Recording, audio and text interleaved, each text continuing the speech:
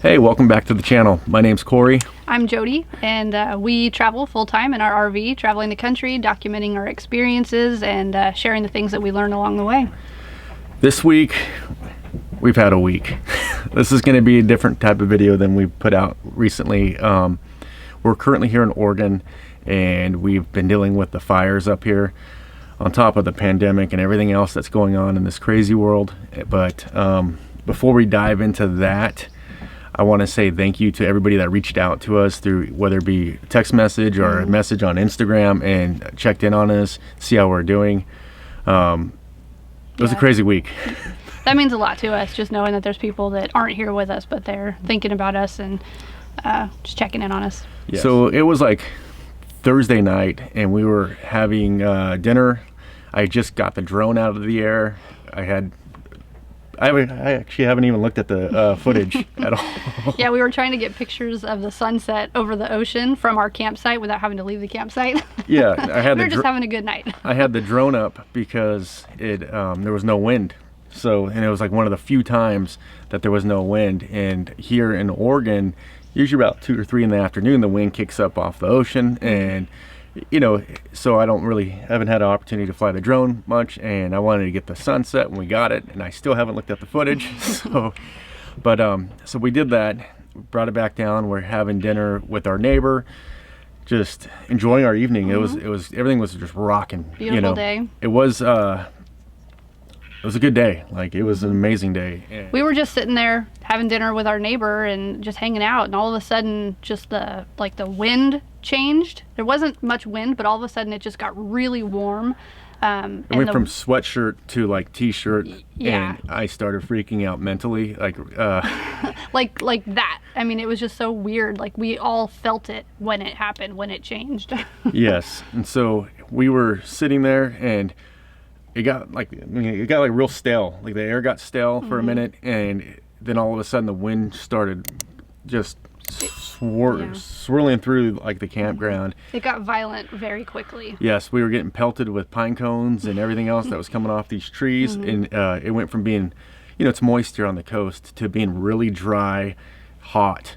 And so we got inside, we turned off our campfire. Thank God we had a propane campfire going, because if we would have had a wood one, I would have been freaked out all night. I have a hose just for that to put those out, but I was able to turn it off real quick, and we got ourselves inside as quickly as possible, kind of rode it out, and all night long, I don't think either one of us got much sleep at all. The top of the camper was just getting hit with pine cones. I thought they were going to come through the plastic skylight, or through one of the break my vent covers or something on the roof.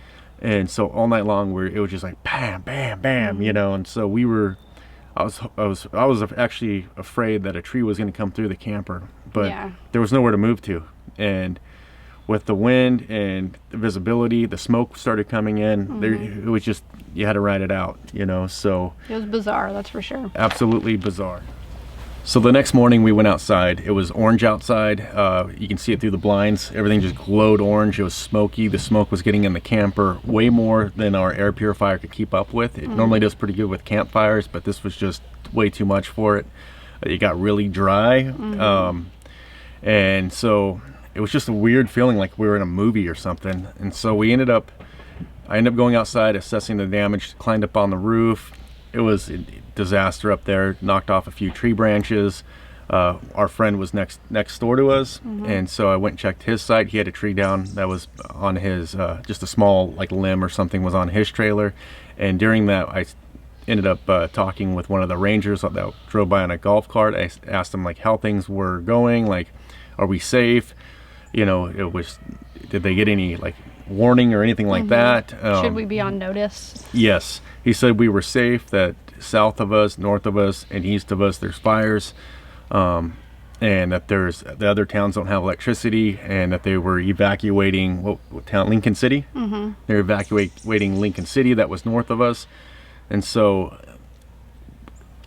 we ended up talking it out, and we ended up going into town to go get fuel. I wanted to top off the diesel, plus we had a Amazon locker pickup we had to go do. So we drove into town. Here's some clips of that. I don't know if you guys can see, but this mobile station, and then we just passed a Chevron station. The lines are backed up, people trying to get fuel, probably coming from Lincoln City. Just hitting the first town to make sure they have fuel. But well, south of us, I don't know if they have electricity on. If they don't have electricity on, I don't know if unless they have a backup system to pump the fuel. That's something to think about too. Like, it's true. It's kind of a lot scarier when you're out and about versus just sitting in your campsite, just seeing what's happening around you. Because I had no clue that there was lines of people. Put your blinker on so that people know you're trying to kind of get around. Well, this guy should go. Yeah, you're good.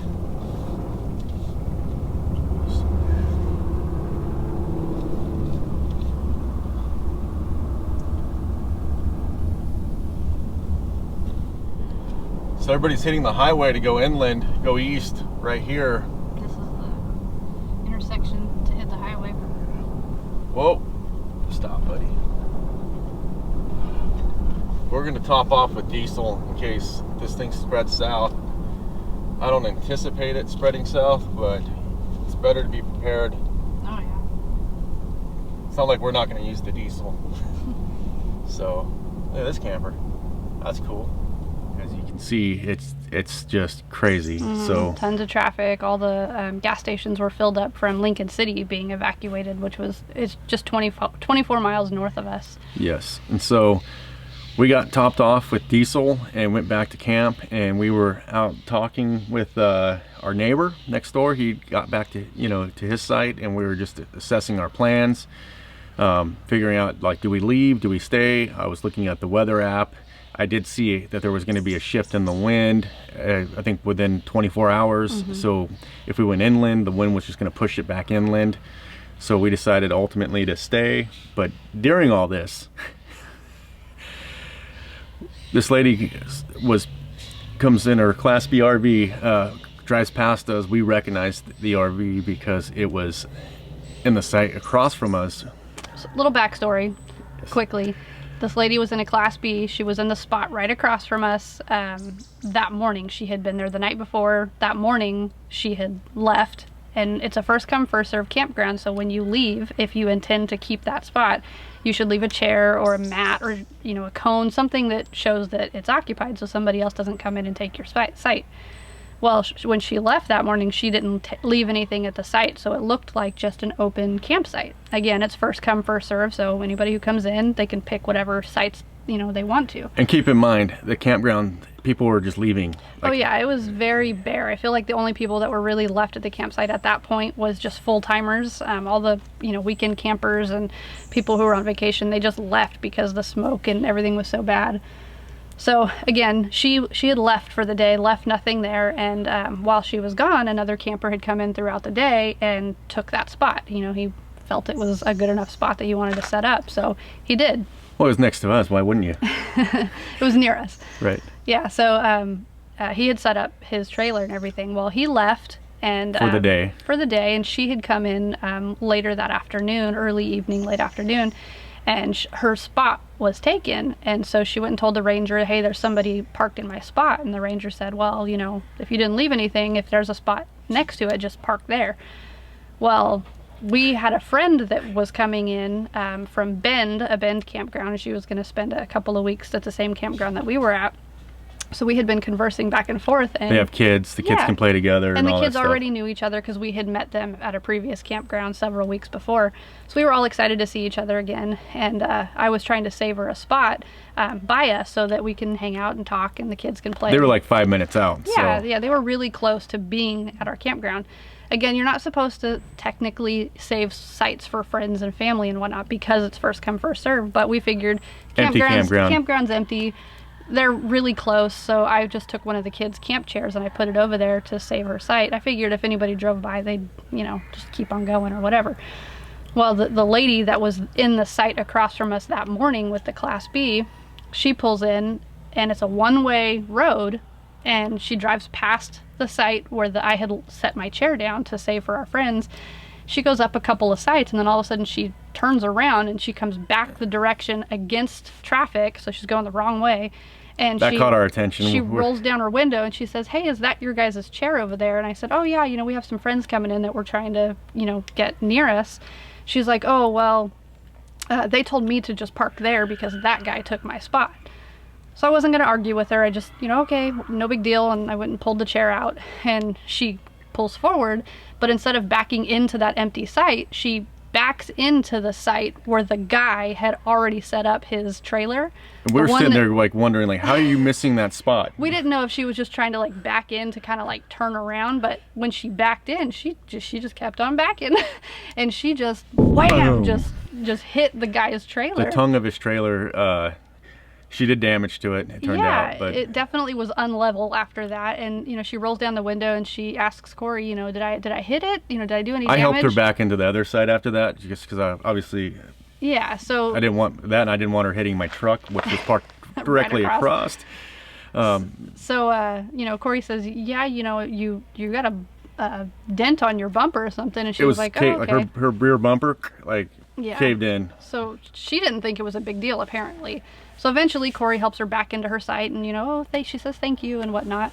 And then she sets up shop, and she lets her dog go potty or whatever she did, and she went inside for the night. And we were just kind of like, is she gonna like let that guy know? He wasn't there when all this happened. He was gone somewhere, so we had witnessed everything. But we figured, she's an adult, I'm sure she'll say something, leave a note, whatever. So we just kind of left it alone after that. And then the next morning, or no, it was the next evening, right? Because we hadn't seen that guy when he came home that night. It was late and we weren't out, so we didn't say anything. The next morning, apparently they both go to the restroom. They have like public restrooms or whatever, so sometimes people use them for showers and whatnot.